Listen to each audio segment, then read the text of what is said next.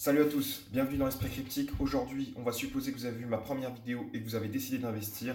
Avant ça, avant de mettre de l'argent dedans, il y a trois règles à suivre et ces trois règles-là, on va les aborder tout de suite.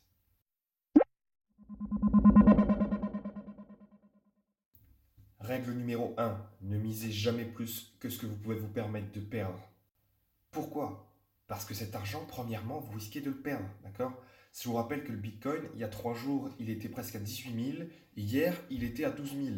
Ça vous fait perdre presque un tiers si vous achetez ou si vous vendez au mauvais moment. Mais aussi parce que ça peut vous permettre d'être détaché de votre mise et de ne pas ressentir l'euphorie ou la panique, ce qui sont des sentiments qui vont vous faire perdre de l'argent si jamais vous devez vendre ou acheter une autre crypto-monnaie.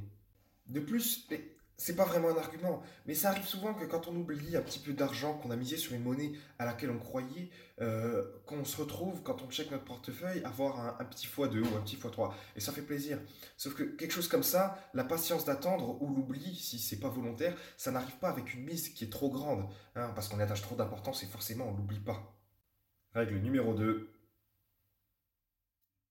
HODL, qu'est-ce que ça veut dire? C'est d'abord l'anagramme de hold en anglais qui veut dire tenir, mais c'est aussi l'acronyme de hold on for dear life qui veut dire tiens bon, vie chérie. C'est une philosophie qui dit quoi? Qui dit que si vous n'êtes pas trader, ne tradez pas. Si vous n'avez pas d'expérience sur les marchés financiers, que vous vous amusez à faire des opérations, vous allez perdre de l'argent. En gros, un trader, c'est quoi? C'est quelqu'un qui est très expérimenté, qui garde son calme, qui garde son sang-froid et qui arrive à repérer sur les marchés les mouvements de panique ou les mouvements d'euphorie et qui arriveront à en tirer un bénéfice. Et le bénéfice, il va venir des pertes des gens qui seront victimes justement de l'euphorie ou de la panique. Et bien souvent, ce seront les néophytes, ce seront les personnes qui débutent dans la crypto-monnaie ou alors ceux qui ne respectent pas HODL. C'est là que vous allez me dire, ok, je veux bien miser une somme que je peux perdre, je veux bien ne pas vendre lorsqu'il y a des fluctuations, mais comment est-ce que je choisis la monnaie dans laquelle j'investis? C'est là qu'intervient la troisième règle. Règle numéro 3, informez-vous.